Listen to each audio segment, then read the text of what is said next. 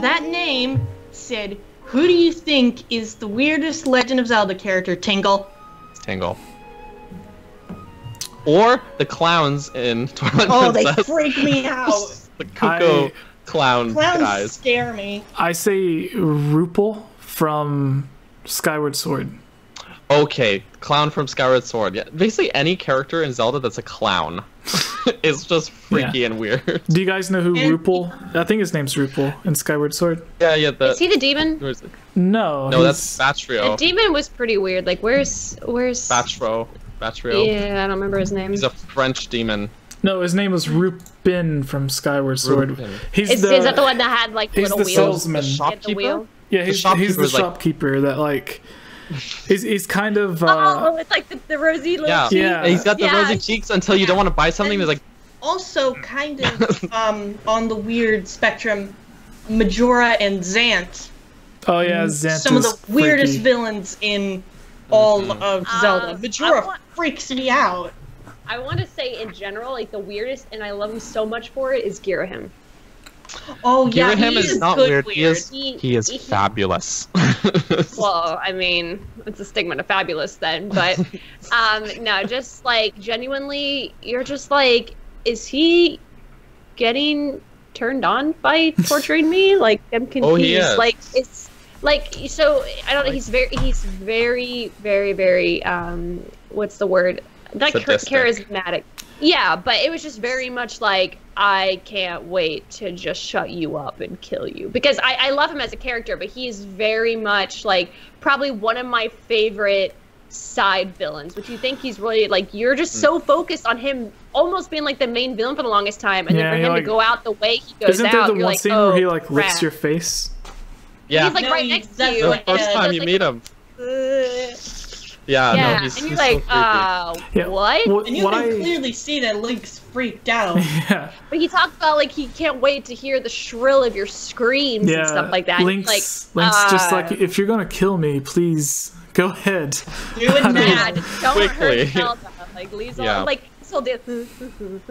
Yeah, but I just Majora to me is kind of like the scary weird. Like you never know. He's like one minute he's screaming like a girl, and then the second mask or Skull Kid. The actual mask. So, like when he in the final boss, it mutates into the Majora's Wrath. Oh yeah, that just freaks me out. He's the scary weird, while Girahim is the fun weird.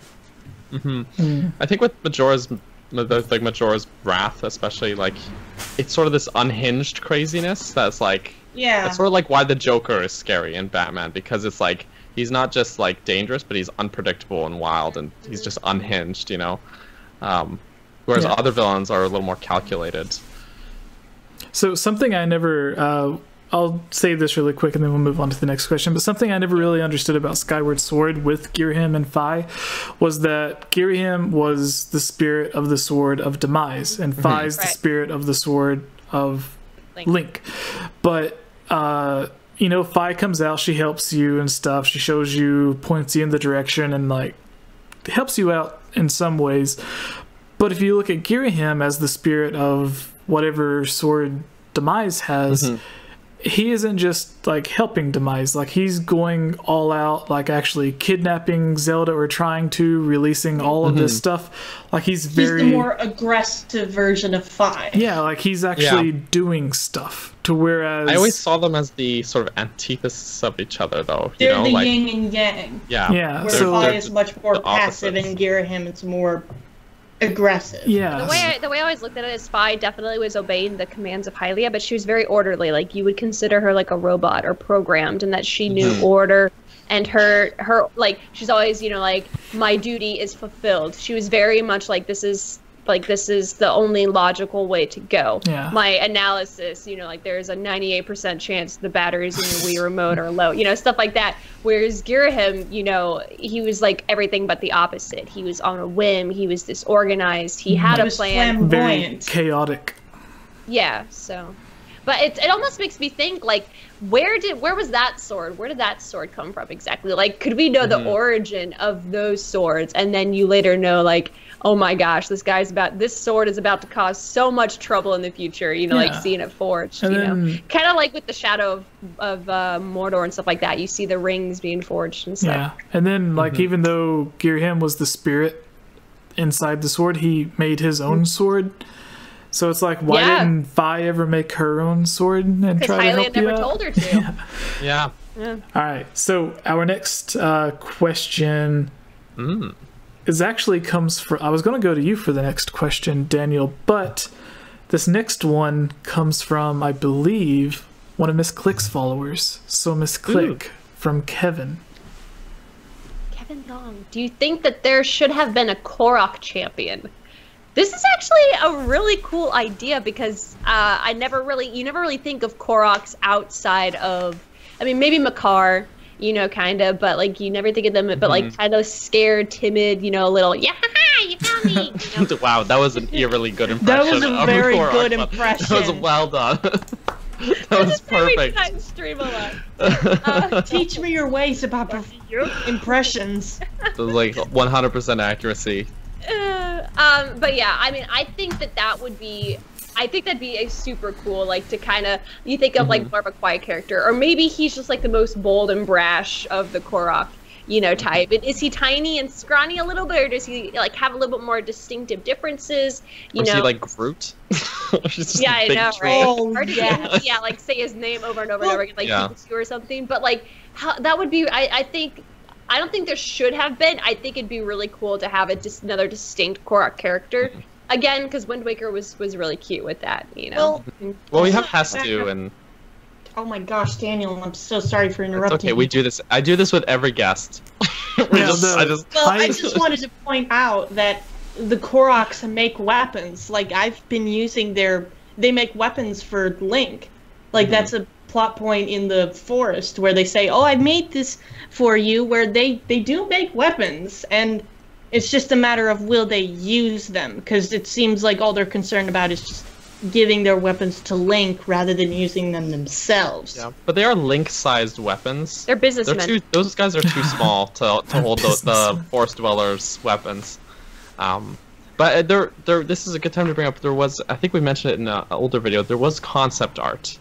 Before they had settled on the Rito being in the game, they had...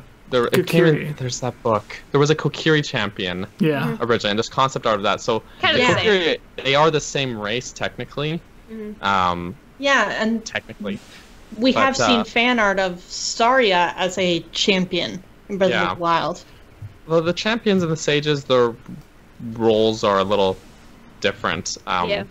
But I mean, it's neat to think that there was like a Kokiri champion in the works, even though like the Kokiri are children, but so is Link, I guess. So in some games, but yeah, like it would have been cool to see, but I just don't see a little Kokiri kid fitting in with the group of champions we have, especially because Daruk is like this mammoth.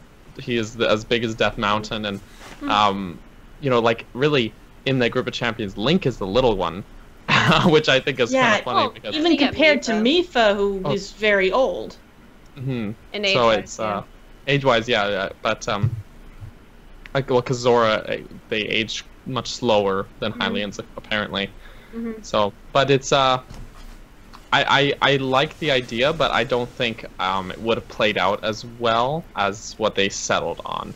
Like it's neat to see what the ideas they had running with, but then we have to remember, like, well, they cut this out for a reason, so it probably didn't work. They tried it, but maybe they didn't want the parallels. Maybe people would have thought like, oh, this is too much like Ocarina of Time and the Sages. Well, who knows? That's true. The game or GDC Game Developers Conference, when Nintendo had their thing where they were talking about designing Breath of the Wild, they said that before they had 100 Koroks that you would go around and find, that there would be they took an idea from A Link to the Past. When you're in the Lost Woods, there's a lot of fake pedestals for the Master Sword. And they said that they took that same approach with Breath of the Wild. So before there were 900 Koroks everywhere, there was hundreds of those fake Master Sword pedestals. and then they ended up replacing those pedestals with Koroks. So they could have thought these pedestals everywhere don't make sense. In A Link to the Past, they were just in the Lost Woods, but if they're in Breath of the Wild's Hyrule, why are they everywhere? It doesn't make real sense for the story. So then they could have thought, well, what would make sense? And then they thought the Koroks. And then it's like, well, if we have the Koroks, we can't really have the Kokiri both there because they're the same race. So then they even though they had the Rito and Sora. Yeah. Exactly. Yeah. So but that's the kind of thought process that I imagined that they had, to where it's like, well, we can't have these fake pedestals, let's replace them with Koroks. And they're like, well, we can't have Koroks if there's Kokiri. And they're like, well, let's just replace the Kokiri altogether, which I would have loved seeing the Kokiri instead of the Koroks. Yeah. Because that would have been really cool. They retconned the Forest Boy in A Link to the Past. If you play any of the newer versions of A Link to the Past, like I think the Game Boy Advanced version, they replaced it to where it now, like, canonically the forest person playing the flute is a Kokiri. And Wind Waker, I think, is the only other appearance of a Kokiri. The sage in Wind Waker playing the violin. His name is Fado, I think. Yeah, so... Fado, yeah. Or Fado, who knows? Yeah, so it would have been really cool if that was on there. Yes, someone says Jesse Waldeck is online. He is from Nintendo Dad's podcast, or Nintendo Dad's podcast, so go check it out, guys, if you want to. But yeah, our next question. Daniel, take us to our next question. Okay, guys, let's read the next question. It's from Discord. And my good friend Hyrule Gamer.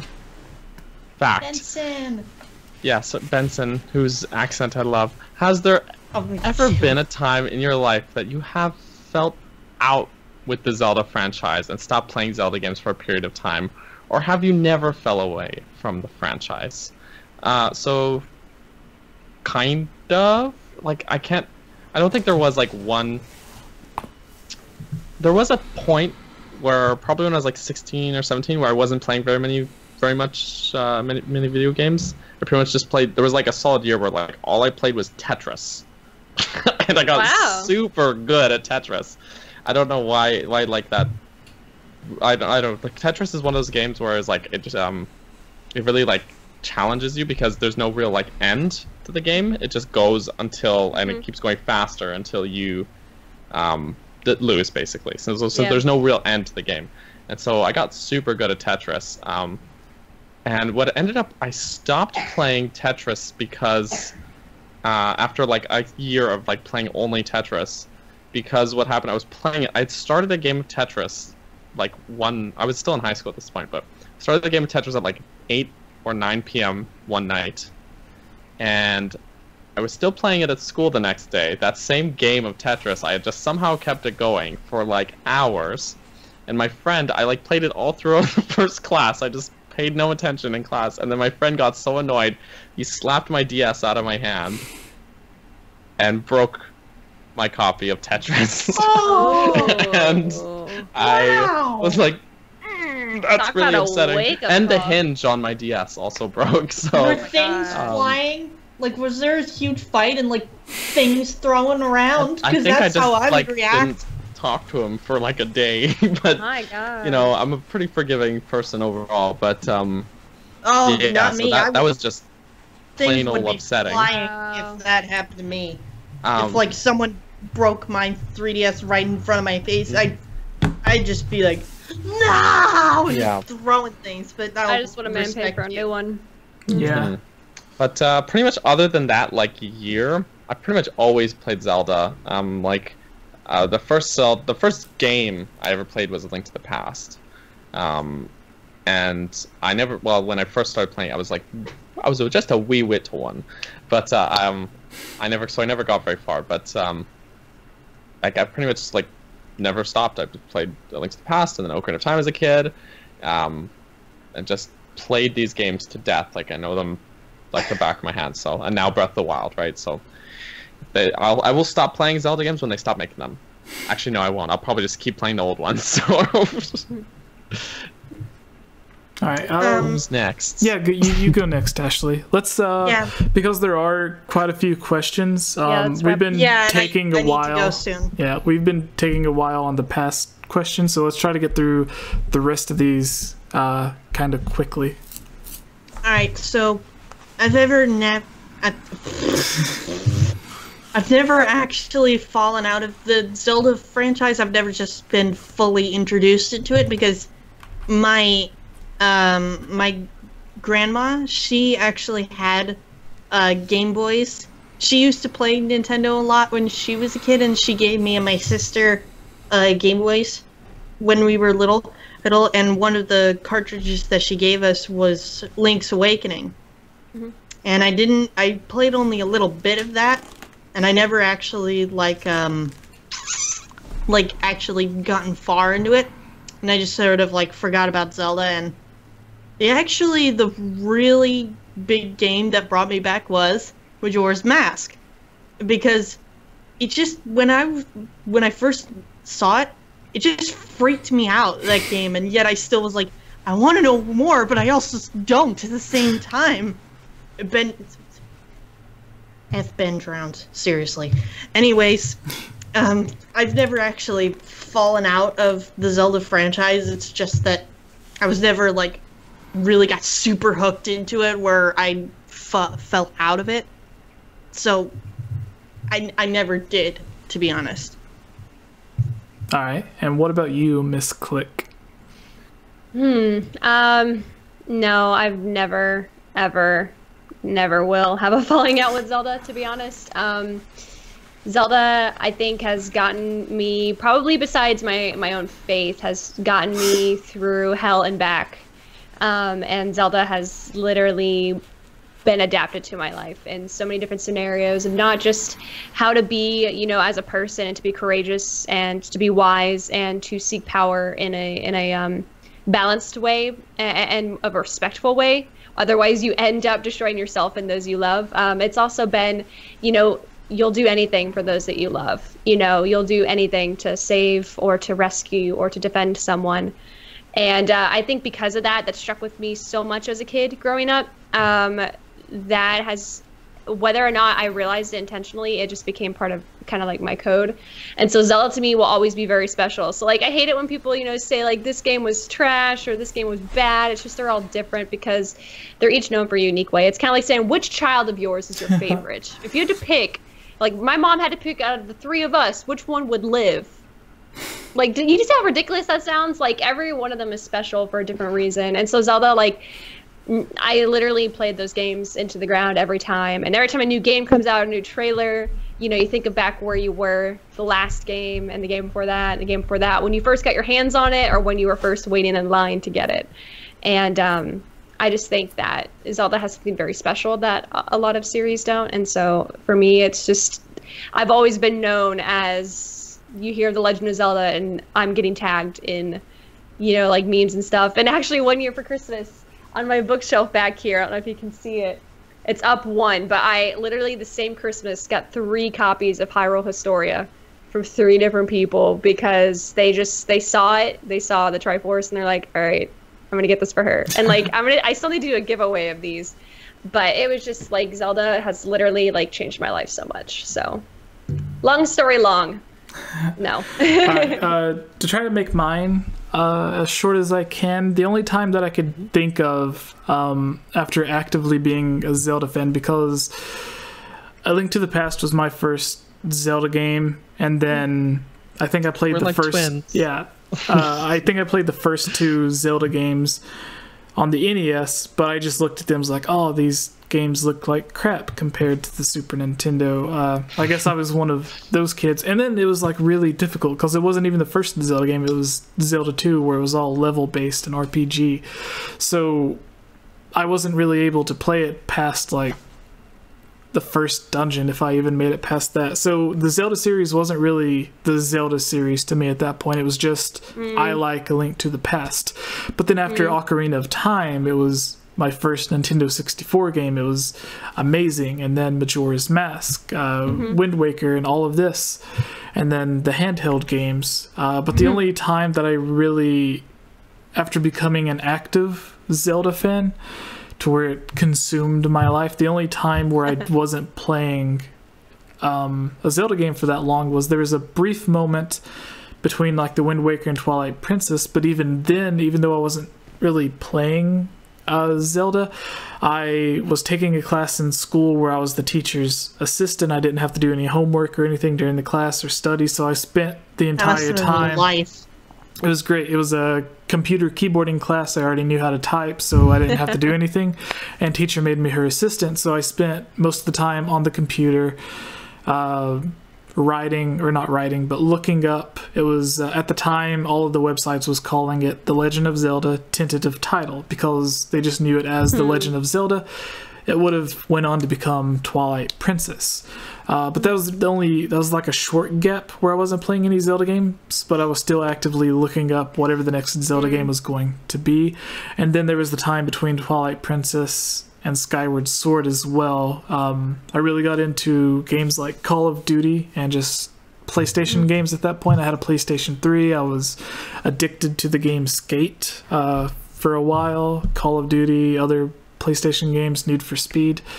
And then whenever Skyward Sword was getting ready to come out, that's when I got really invested into not just the Zelda franchise, but the Zelda community as a whole. I started writing for Zelda Dungeon, other websites, and that's when I kind of went on to start my own YouTube channel and everything after writing for Zelda Dungeon. So yeah, I guess we all had sort of long stories on this, but again, we'll try to make the next story. The next one's pretty short. Next one. Yeah. Short but fun. Yeah, do you want to take this one, Ashley? Okay. From Ilya Rose, GameOverJesse and King. Oh, she's doing voiceover for one of the videos. Yeah. So. Yes. Alright. Eiji Aonuma, Koji Kondo, Shigeru Miyamoto. Choose one and why. It's tough. I'm gonna let you guys take this one first, because I still need to think. Koji Kondo. Miyamoto and Aonuma are geniuses in their own right. They're all brilliant. But Koji Kondo, he wrote the Zelda theme in like an hour or something like that, like super short. He was like gonna use a different song, and he wrote that just like in a minute as a placeholder, and it's like one of the most iconic songs in existence, especially in gaming. His method is brilliant. He will just like, apparently his music writing method is he will sit and listen to it for an hour, and if he doesn't get tired of it after that long, then he's like, okay, it's good, because I don't get sick of it after listening to it for like hours and hours. Right. You know, like he has to. I don't know. I think his music is brilliant. His dude writes gold. His music is great, but I will say games like Final Fantasy always have amazing music as well. So even if Koji Kondo didn't do the Zelda music, I have faith that Nintendo would have chosen someone who would have done just as great of a job. So. Yeah, he wrote the Mario Bros theme, man. Yeah, and the Zelda theme. Like that's iconic. Yeah, I think I've finally made my pick. Koji Kondo. He did the entire Majora's Mask soundtrack. Like that's reason enough for me. And he made my favorite Zelda song of them all, and that's Oath to Order. I love Oath to Order. It is so beautiful and so emotional. Like, that's recognition enough for me.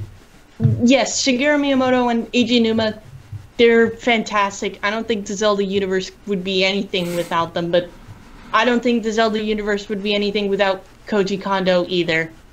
And I don't think I'd be anything without my Oath to Order. And this thing is, Zelda is like really well known for its music too. Like people, what's like things they love about Zelda, like, oh, I love the gameplay, I love the exploration, I love the music. People always say that they love the music. They have a whole symphony of just Zelda music because it's so one of the biggest video game iconic. tours too. Yeah, it's because it's so iconic, and like you said, Ashley, like the Aonuma and Miyamoto, they're brilliant in their own rights. They're geniuses and icons in the industry. But Koji Kondo's work is like that's immortal stuff. Like that's Yeah, that's good. You can make music for the gods. Other composers are good in their own right too. Like, you know, there's a lot of game composers who are brilliant, like David Wise, Grant Kirkhope's a great example. But you know, just like Junichi Masuda for the Pokemon universe. That's what's his name? Kenji Yamato, who does Metroid's music as well. But yeah, but I don't think any of them quite hold a torch to Koji Kondo. Right, personal opinion. Miss Click, your answer. That's so tough because I'm a musician growing up. I am very picky about music, and Koji Kondo is just, he's amazing. Even when he does collabs with people. Eiji Aonuma is like, I've come to love him so much more recently since he's been, you know, more prominent. And when him and Miyamoto and Iwata were doing things together, like, it was just like so cute. But I think I really have to say Shigeru. Probably just because he is the epitome of a heart of a child. And he is, you can just tell he loves what he does, and he loves, you know, making people happy. And I think that hearing him tell the stories of how Zelda came to be because of his exploration as a child, and just really wanting to share that joy with the world and being able to like help pilot that and accomplish that, I don't think that's something that I could personally ever thank him enough for, because I feel like that really resonated with me as well. So even though I love the other two dearly, and if I would save all three of them if I could, if I had to choose, but I think Miyamoto definitely. All right, let's move on. Miss Click, Tic Tac Tokyo. What does he have to ask? Tic Tac Tokyo. Are you sad we didn't get a full game version of the 2.5 demo that they made to test Breath of the Wild? I think we will. I don't think it was 2.5. I think it was fully 2D. Yeah, but, it was 2D. It is sad that we didn't get it, but I think that when the virtual console releases, or like the eShop, we've seen Nintendo put out crazy, weird little mini games. I think this would be like if they made a full Zelda game in that style and just gave it like 2 dungeons, just a quick, simple experience. I think it would be something a lot of people would pay like $10 or $20 for. That wouldn't be on the line of like a $60 full Breath of the Wild game. It wouldn't be like a $40 or a $30 A Link Between Worlds type experience. But there's a lot of people that would pay like 10 or 20 for a quick 2 or 3 dungeon experience in that style. So although I am sad we didn't get it, I think there is a chance that we will, especially with games like Project Octopath Traveler. That's like taking that 8-bit style and doing something completely new with it. So yeah, that I think we will eventually get something like that. I have a question. Yes. About this demo, was that the demo that they did back in 2011 with that Twilight Princess this is like a prototype of Breath of the Wild that they built. So they used Zelda 1 assets to make like a little mini test area to test things like burning trees and fire blowing in the wind and stuff. Okay, I didn't know about that. I'm sorry. Yeah, it's really cool. This is a good time to bring up as well that even though we didn't get this officially from Nintendo, there is a fan project called Breath of the NES, and it's basically just a fan who wanted to make that happen, and so he sort of designed basically what that demo was as a playable experience, and there was a ROM of it out. You can probably, there's videos of people that do little tests and play, like try and play it out, and it's a little rough around the edges because it's a fan project. It doesn't quite have the Nintendo polish, but it's really cool. So look it up, I would say, because it's I'll look that up sometime later. Breath of the NES. All right, so really quick, everyone, you sad about it not being able to get it? Daniel, Miss Click. Yeah. Sad but hopeful. I'm either way. I think it was really cool to see, but I don't think I'd be upset if it didn't. Yeah, I don't think I would either, even though I don't know what it is. Yeah, Ashley, you mentioned that you don't have too much time left. If you have to go, you can go at any point. We can finish. I have a little bit more time, like maybe another 15 or so minutes, possibly. So let's just run through these very quickly. Yeah. Okay. We only have 2 more questions, so let's just run with these as quickly as we can.